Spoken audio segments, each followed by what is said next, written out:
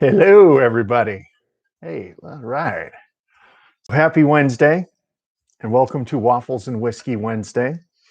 This is part deux of Flights of Fantasy, Pictures for Pleasure, which is a short fiction piece that I did that is, I think it's absolutely silly and delightful in a lot of different ways. So, in any case, I hope everybody can hear me, and I know my camera is weird, but if we get enough subscribers, I can film from my phone, which is actually kind of an exciting prospect. So, hello. Hi, Stephanie. How are you?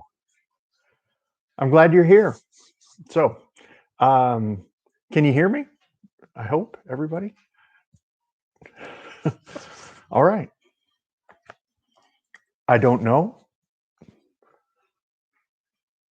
I'm going to pretend like we can. All right. Outstanding. Hello. Hi, everybody. Very cool. Okay. Excellent. Yeah. Well, so we're going to dive right into this, which is part two. We're going to reach the shocking conclusion, as they would say on British television,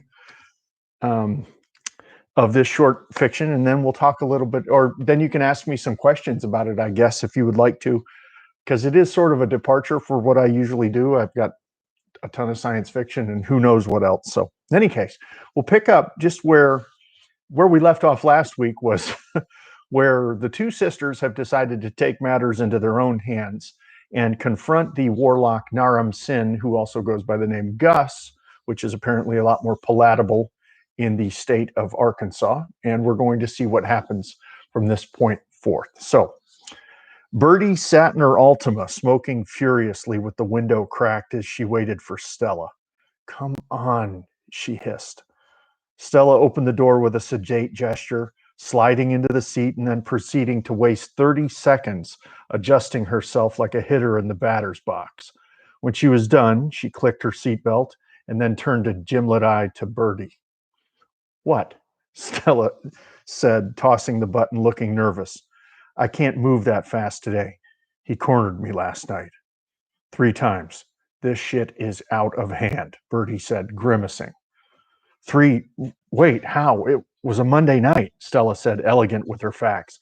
The sumbitch lured me like he was noodling catfish.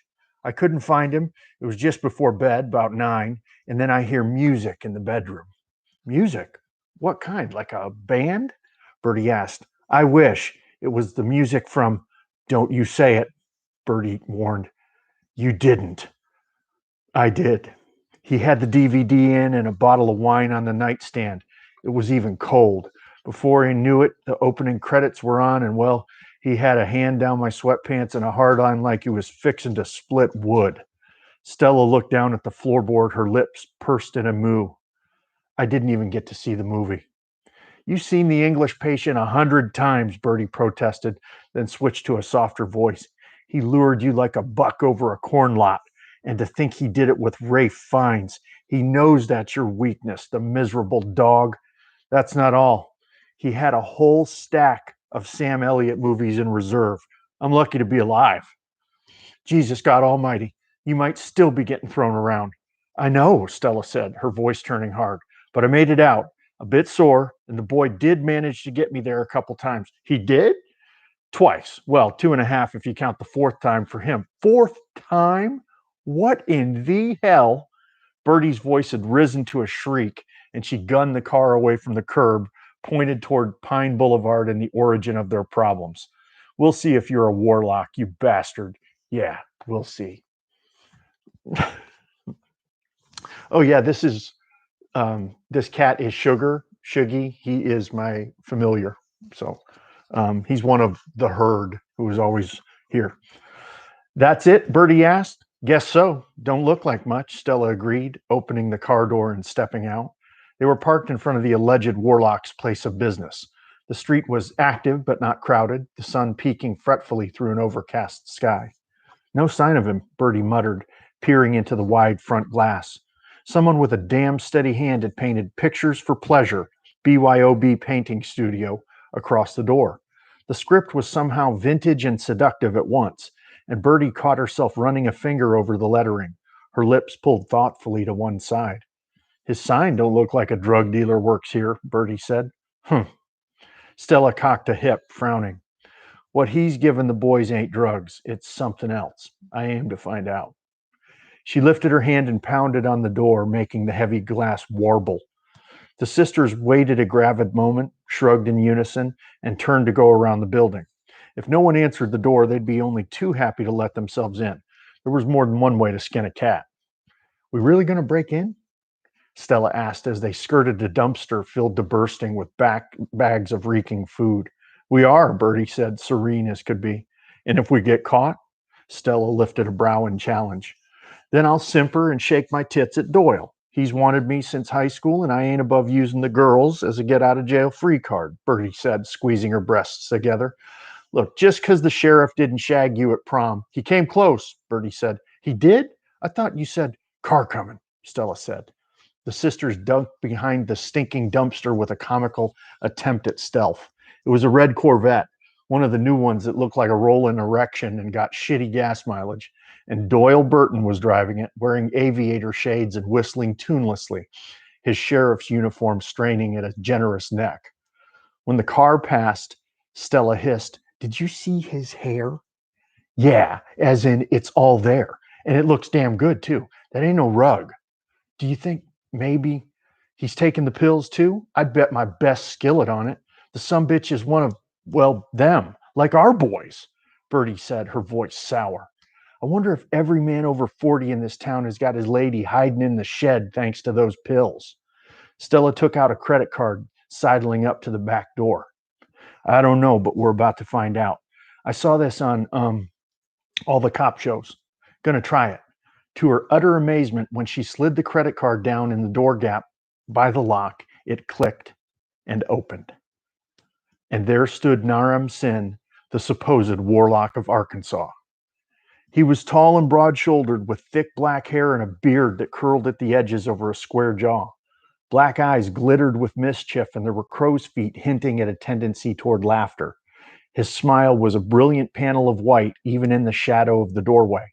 He wore jeans and a shirt with more paint colors than a makeup test counter, and when he moved towards the door, the sisters had to crane their necks to look up at him. Bertie took a sniff, thinking that for a warlock, he smelled pretty damn good. It was somewhere between old books and cedar, maybe both, and for a mute second, both women were rapt, waiting for him to speak. How are y'all? I'm the sumbitch who's making my hoo-ha into a clown car, Bertie said, regaining her great righteous anger with ease. Clown car? He asked. Stella put a hand on her hip and the other on Bertie's shoulder. They presented a united front with faces like matching thunderclouds. Bertie jabbed a finger at him. You heard me, boy. Since you gave them pills to my husband, he's practically set up shop down there, if you know what she means, Stella finished. Same for me. We know you're the one who gave the stuff to our husbands, and we want to know why. The man rocked back on his heels, then opened the door and waved the women inside. I'm only too happy to show you, but you got to come inside. Fine, we will, Bertie and Stella said in unison, stomping past the warlock. The studio was an open space with worn pine floors and the scent of paint hanging in the air cut with, What's that smell? Bertie demanded. Kind of fancy. It's my other job, the one you ladies seem to think of as drugs, which ain't nothing of the sort. What you're smelling is herbs and flowers and the things I need to help. I don't hurt people. Not anymore, anyways, the man said, a touch defensively. Stella gave a derisive snort. Got a name? Apologies. Call me Gus. Gus? Bertie asked, dubious. That ain't the name on your fancy card. I go by Gus, and I more or less know why you're here. And y'all are? Gus asked. Stella, that's my sister Bertie. You might have heard of us. We're two of the wives getting pounded like flank steak every time the wind blows and gets our husbands. Ah, right. Cleet and Jimmy, of course, Gus said. Stella cocked her head like a bird again, but this time she was pure predator. So you know our boys. Mind telling us how they found you, and more importantly, what in the hell did you give them? Gus sat on a tall stool and waved the ladies to sit. There were chairs lined up in a rough circle, the wide open studio dotted with easels at regular intervals. Stella and Bertie sat, swiveling their gaze up to Gus as the silence stretched between them. I don't make much from the painting thing, so I moonlight a little. He held up a hand to forestall any questions, and the sisters relaxed, but just barely. I got a lot of experience with herbs and remedies. You might say it's in my blood. I go way back with problems between husbands and wives, but what I gave those boys won't hurt them, unless you two decide to put a whooping on them for getting too friendly too often. I'm about there, Stella added. Same, Bertie said. Gus shrugged. Then the fault's mine. I thought I had the mix just right to help a little, not. What did you say was happening anyway? Stella flushed red as a stoplight, then glanced at Bertie, who gave an imperceptible nod. You see, I'm a good Christian woman, so your secrets are safe here, ma'am. After all, this is my fault. Gus interjected smoothly. Well, not to be crude, but both, right, sis? Both of our husbands can go like lumberjacks in bed, and I swear that his, Stella waved helplessly. His manhood is getting bigger? Gus asked. Yes, and I know that's bullshit, if you pardon my language, because if it was true, you'd be a bajillionaire and not living in a small town in Arkansas. Maybe I like Arkansas, Gus said.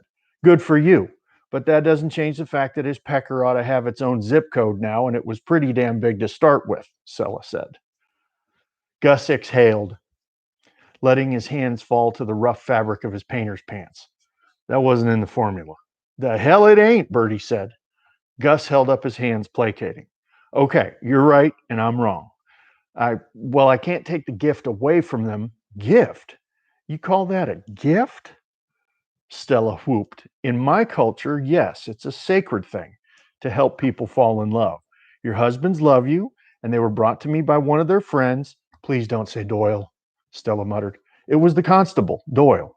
Sorry about that. He came to me for a different problem, although my gift can help with a lot of things that get men into feeling bad about themselves, at least in this place, Gus said. What do you mean, this place? Bertie asked him, eyes narrowed with suspicion. She didn't miss a trick. Well, Arkansas is, Gus said, hesitating for an accent. When he spoke again, there was no trace of a southern accent. His voice was deep, clear, and free of the folksy patois he'd had only seconds earlier.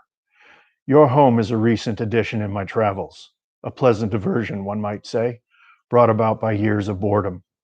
He leaned forward, smiling, and the sisters felt themselves drawn to him in that instant. I've seen many places, many people, always the same problems and always the same solutions. If lovers come together, things are better, more peaceable. I rather enjoy the peace. We do too? Bertie asked, unsure what was happening. We do, Stella said, but only with the thinnest whisper of confidence. Gus was a different man from when the door had opened, and she sensed it in the depths of her animal instincts. He stood, clapping his hands together and grinning. Then let us approach your problem with a good heart. Ladies, you wish to know the pleasure your husbands have acquired from my gift? We do, Stella said, but it was a question. Bertie touched her arm and they both swallowed, nerves wound tight in the moment. Excellent. Then I beg of you this. Go home. Come back tomorrow night after the sun is long, and I'll help you both, Gus said. Help us how? Stella asked. His grin was kind.